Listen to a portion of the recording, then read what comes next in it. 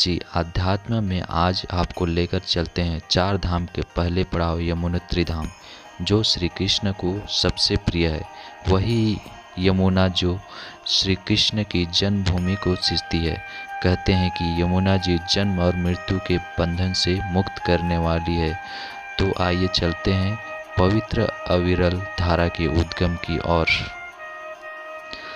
यमुना माँ को कालिंदी भी कहा जाता है। वे मृत्यु के देवता यमराज के साथ साथ न्याय के देवता शनि की भी बहन है। ऐसे में माँ यमुना के भक्त मानते हैं कि माँ के दर्शन करने से मृत्यु का भय और पाप दोनों नष्ट हो जाते हैं। तो आइए आज आपको ऐसी परम कृपालु माँ यमुना के धाम यमुनोत्री लेकर चलते हैं। सूर्य की पुत्री, यमराज की बहन और श्री कृष्ण की प्रियाओं में से एक यमुना माँ की महिमा अपरंपार है। माँ यमुना जिस पर प्रसन्न हो जाए उसकी अकाल मृत्यु टल जाती है। वो जन्म और जन्मांतर के पापों से मुक्त हो जाता है। यमुना माँ की कृपा जिस पर हो जाए तो उसकी 7 पीढ़ियाँ भी पाप मुक्त हो जाती हैं। सच्चे मन से माँ यमुना के दर्शन कर लेने भर से भगवान श्री कृष्ण की प्राप्ति होती है।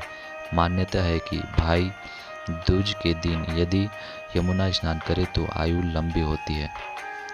चार धाम यात्रा पहला पड़ाव। यमुनोत्री को चार धाम यात्रा का पहला पड़ाव कहा जाता है। चार धामों की यात्रा हर साल अक्षय तृतीया से शुरू हो जाती है।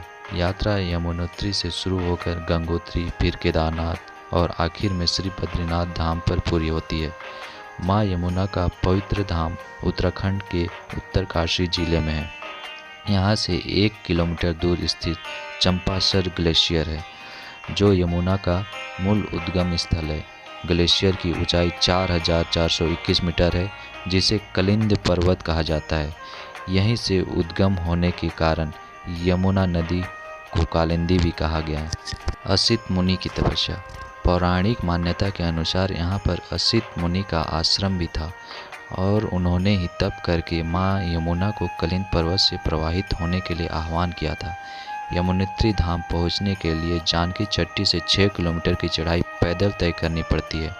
जानकी चट्टी से यमुनोत्री धाम जाते वक्त रास्ते में खरसाली पड़ता है, जो कि यमुना जी शीतकालीन प्रवास क्षेत्र के। आप वहाँ के यमुना मंदिर में भी दर्शन कर सकते हैं। मंदिर एवं 2 दिव्य कुंड। चढ़ाई पार करके आप यमुनोत्री धाम पहुँचते हैं। यमुनोत्री धाम के माँ यमुना मंदिर का निर्माण टिहरी गढ़वाल के महाराजा प्रताप शाह ने सन 1919 में करवाया था। इसके बाद जयपुर की महारानी गुलेरिया ने इस मंदिर का दोबारा निर्माण करवाया। मंदिर में भगवान यम के साथ देवी यमुना की श्याम मूर्ति स्थापित है। मंदिर के पास ही गर्म जल का स्रोत सूर्य कुंड भी है।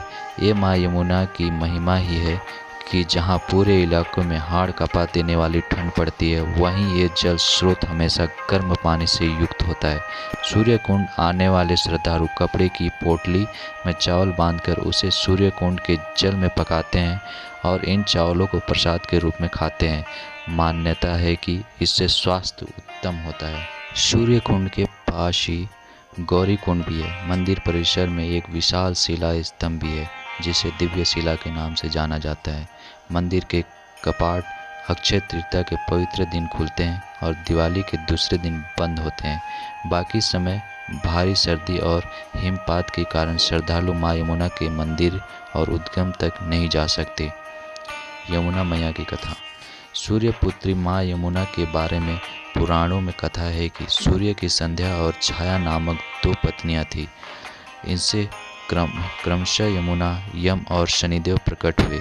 मान्यता है कि एक बार यमुना जी ने अपने भाई यम को दावत पर अपने घर बुलाया था। स्वादिष्ट भोजन से प्रसन्न होकर जब यमराज ने यमुना जी को वरदान मांगने के लिए कहा, तो परम कृपालु माँ यमुना ने वरदान मांगा कि भाई दूज के दिन जो यमुना स्नान करे उसके जन्म मृत्यु के बंधक टूट जाए। ऐसे में भाई दूज पर यमुना के दर्शन और मथुरा में स्नान करने का विशेष महत्व है। भगवान श्री कृष्ण की प्रिया। यमुना जी को श्री कृष्ण की प्रिया कहा जाता है। पुराणों में उल्लेख है कि भगवान श्री कृष्ण की 8 पटरानियों में एक प्रिय पटरानी कालिंदी ही यमुना है। वहीं जब कृष्ण भगवान किशोर थे तो उन्होंने यमुना के तट पर ही गोपियों संग रास रचाया। मान्यता है कि श्री कृष्ण लीलाओं में यमुना जी का विशेष स्थान था।